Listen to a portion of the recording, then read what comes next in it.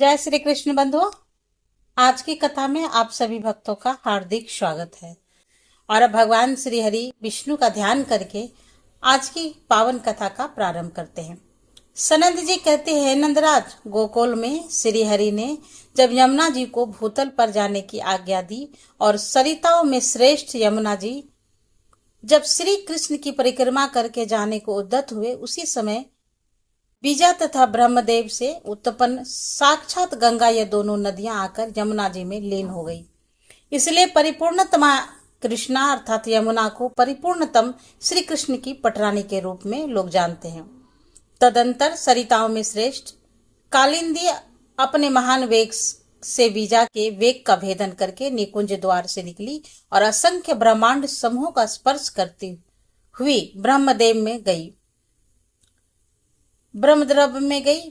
फिर उसकी दीर्घ जल राशि का अपने महान वेग से भेदन करते हुए वे महानदी श्री वामन के बाई चरण के अंगूठे के नख से विदर्ण हुए ब्रह्मांड के शिरोभाग में विद्यमान ब्रह्मद्रभ युक्त विवर में श्री गंगा के साथ ही प्रविष्ट हुई और फिर वहां से वे यमुना ध्रुव मंडल में स्थित भगवान अजित विष्णु के धाम वैकुंठ लोक में होती हुई ब्रह्मलोक को लांग कर जब ब्रह्मा मंडल के नीचे गिरी, तब देवताओं के सैकड़ों लोकों में एक से दूसरे क्रम में विचरती हुई आगे बढ़ी।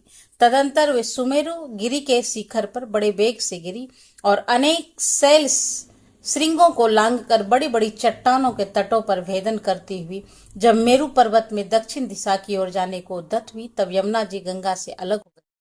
महानदी गंगा तो हिमवान पर्वत पर चली गई, किंतु कृष्णा अर्थात श्याम सलीला यमुना कलिंद शिखर पर जा पहुंची। फिर वहां जाकर उस पर्वत के प्रकट होने के कारण उसका नाम कालिंदी हो गया और कालिंद गिरी के शिखरों से टूटकर जो बड़ी बड़ी चट्टानें पड़ी थी, उसके सदृढ़ तटों को तोड़ती फोड़ती और भूखंड पर लौटती हुई वेगवती कृष्णा कालिंदी अनेक देशों को पवित्र करती हुई खांडव वन में अर्थात इंद्रप्रस्थ या दिल्ली के पास जा पहुंची। यमुना जी साक्षात परिपूर्णतम भगवान श्री कृष्ण को अपना पति बनाना चाहती थी, इसलिए वे परम दिव्य देह धारण करके खांडव वन में तपस्या करने लगी। यमुना के पिता भगवान सूर्य ने जल के भीतर ही एक दिव्य गेह का निर्माण कर दिया, जिसमें आज भी वे रहा करती है। खांडव वन से वेग पूर्वक चलकर कालिंदी ब्रजमंडल में श्री वृंदावन मथुरा के निकट जा पहुंची और फिर महावान के पास सिकतामन रमन स्थल में भी प्रभावित हुई। श्री गोकुल में आने परम सुंदरी यमुना ने विशाखा सखी के नाम से अपने नेतृत्व में गोप किशोरियों का एक यूथ बनाया और श्री कृष्ण चंद्र के रास में सम्मिलित होने के लिए उन्होंने वहीं अपना निवास स्थान निश्चित कर लिया।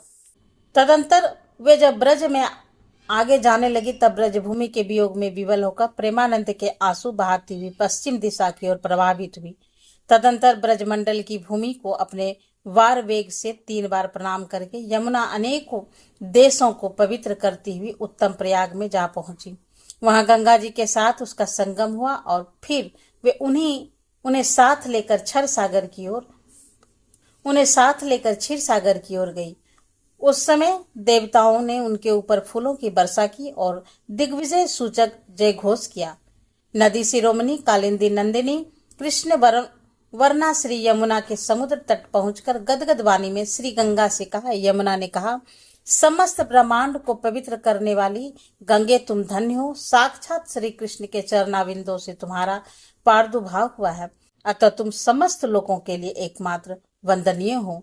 हे सुबह, अब मैं यहाँ से ऊपर उठकर श्री हरि के लोक में जा रही हूँ। तुम्हारी इच्छा हो तो तुम भी मेरे साथ चलो। तुम्हारे समान दिव्य तीर्थ ना तो हुआ है ना आगे होगा। गंगा अब सर्व तीर्थमयी है, अतः हे सुमंगले गंगे, मैं तुम्हें प्रणाम करती हूँ। यदि कभी कोई अनुचित बात कही हो तो उसके लिए तुम मुझे क्षमा कर देना। गंगा बोली, कृष्ण संपूर्ण ब्रह्मांड को पावन बनाने वाली तो तुम हो, अतः तुम ही धन्य हो। श्री कृष्ण के वामांग से तुम्हारा प्रादुर्भाव हुआ है। तुम परमानंद स्वरूपी हो, साक्षात परिपूर्णतमा हो, समस्त लोगों के द्वारा एकमात्र वंदनीय हो। परिपूर्णतम परमात्मा श्री कृष्ण की भी पटरानी हो, अतः हे कृष्ण, तुम सब प्रकार से उत्कृष्ट हो। तुम कृष्णा को मैं प्रणाम करती हूँ। तुम समस्त तीर्थों और देवताओं के लिए भी दुर्लभ हो। गोकुल में भी तुम्हारा दर्शन दुष्कर है। मैं तो भगवान श्री कृष्ण की ही आज्ञा से मंगलमय पाताल लोक में जाऊंगी। यद्यपि तुम्हारे वियोग के भय से मैं बहुत व्याकुल हूँ, तो भी इस समय तुम्हारे साथ चलने में असमर्थ हूँ। ब्रज के रास मंडल में मैं भी तुम्हारे युद्ध में सम्मिलित होकर रहूंगी। हे हरिप्रिय, मैंने भी यदि कोई अप्रिय बात कही हो तो उसके लिए मुझे क्षमा कर देना। सनंद जी कहते हैं, इस प्रकार एक दूसरे को प्रणाम करके दोनों नदियां तुरंत अपने अपने गंतव्य पथ पर चली गई और सुरधुनी गंगा जी अनेक लोगों को पवित्र करती हुई पाताल में चली गई और वहां भोगवती वन में जाकर भोगवती गंगा के नाम से प्रसिद्ध हुई। उन्हीं का जल भगवान शंकर और शेषनाग अपने मस्तक पर धारण करते हैं और इधर कृष्ण अपने वेग से सप्त सागर मंडल का भेदन करती हुई सातों द्वीपों के भूभाग पर लौटती हुई और भी प्रखर वेग से आगे बढ़ी। सुवर्णमय भूमि पर पहुंचकर लोकालोक पर्वत पर गई और उनके शिखरों तथा गंडशैलों अर्थात टूटी चट्टानों के तट का भेदन करके कालिंदी फुहारे किसी जलधारा के साथ उछलकर लोकालोक पर्वत के शिखर पर जा पहुंची। फिर वहां से उद्गम करती हुई स्वर्गवासियों के स्वर्ग लोक तक जा पहुंची।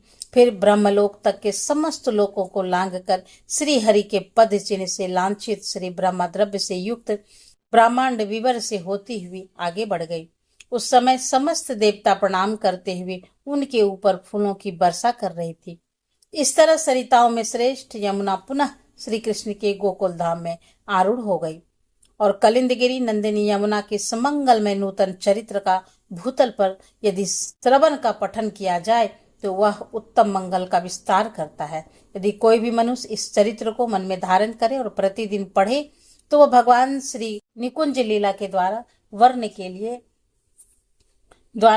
किए गए उसके परम पद गोकुल धाम में पहुंच जाता है।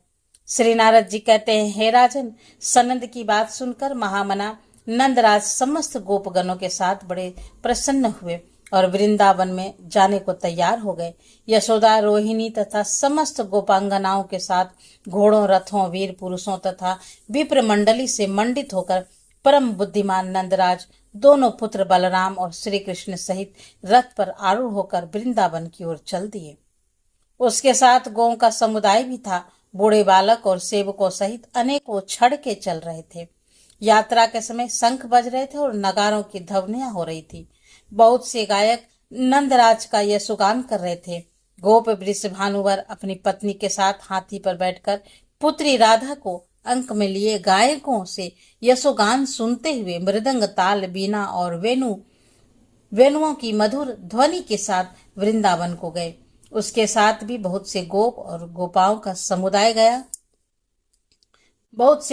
गायों का समुदाय था और नंद, उपनंद और 6 वृषभानु भी अपने समस्त परिकरों के साथ वृंदावन में गए।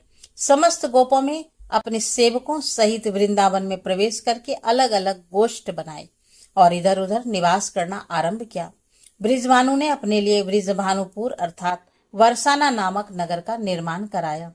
तो 4 योजन विस्तृत दुर्ग के आकार में था। उसके चारों ओर खाइयां बनी थी। उस दुर्ग के 7 दरवाजे थे और दुर्ग के भीतर विशाल सभा मंडप था और अनेकों सरोवर उस दुर्ग की शोभा बढ़ा रहे थे। बीच बीच में मनोहर राजमार्ग का निर्माण कराया गया। एक सहस्त्र कुंजे उस पुर की शोभा बढ़ाती थी और श्री नंद नंदन नगर अर्थात नंदगांव तथा ब्रिजभानु अर्थात बरसाने में बालकों के साथ क्रीड़ा करते हुए घूमते और गोपांगनाओं की प्रीति बढ़ाते थे। हे राजन, कुछ दिनों के बाद संपूर्ण गोपों के साथ समादर भाजन मनोहर रूप वाले बलराम और श्री कृष्ण वृंदावन में बछड़े चराने लगे। वे दोनों भाई ग्वाल वालों के साथ गांव की सीमा तक जाकर बछड़े चराते थे और कालिंदी के निकट उसके पावन पुलिन पर सुशोभित निकुंजों और कुंजों में बलराम और श्री कृष्ण इधर उधर लुका छिपी के खेल खेलते और कहीं कहीं रेंगते हुए चलकर वन में सानंद विचरते थे।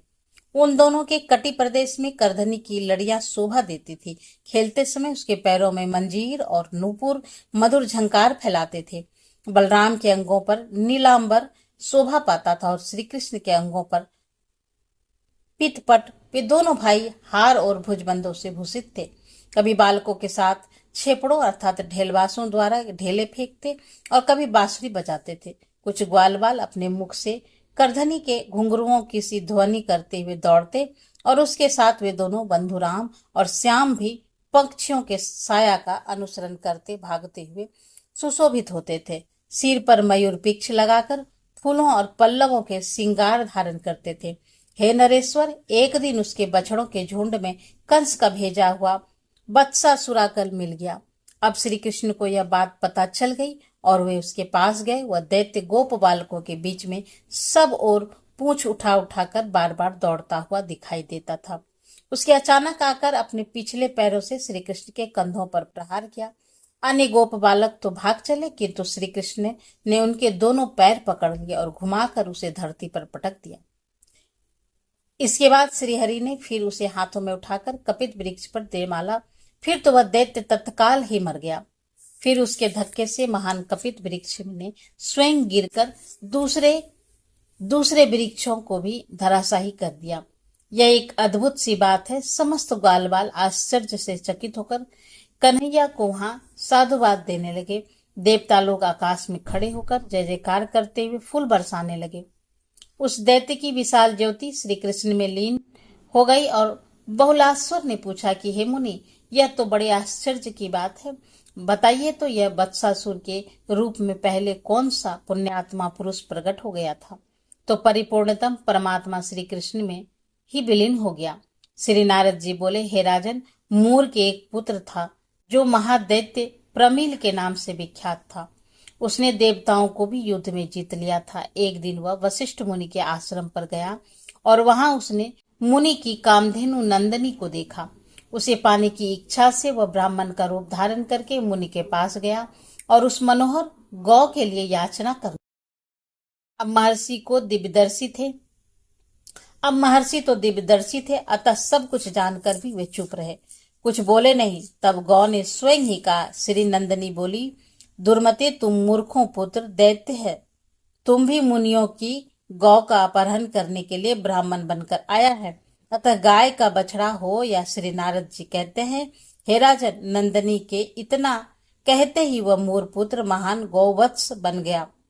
तब उसने मुनिवर वशिष्ठ तथा उस गौ की परिक्रमा एवं प्रणाम करके कहा है, मेरी रक्षा कीजिए, रक्षा कीजिए। गौ बोली, महादैत्य, द्वापर के अंत में जब तुम श्री कृष्ण के बछड़ों में घुस जाएगा, उस समय तेरी मुक्ति होगी। श्री नारद जी कहते हैं कि उसी साप और वरदान के कारण परिपूर्णतम पतित पावन साक्षात भगवान श्री कृष्ण में दैत्य बत्सासुर विलीन हुए। इसमें विस्मय की कोई बात ही नहीं। आज की कथा यहीं पर समापन होती है। इसके आगे का वृत्तांत आप कल की कथा में सुनेंगे।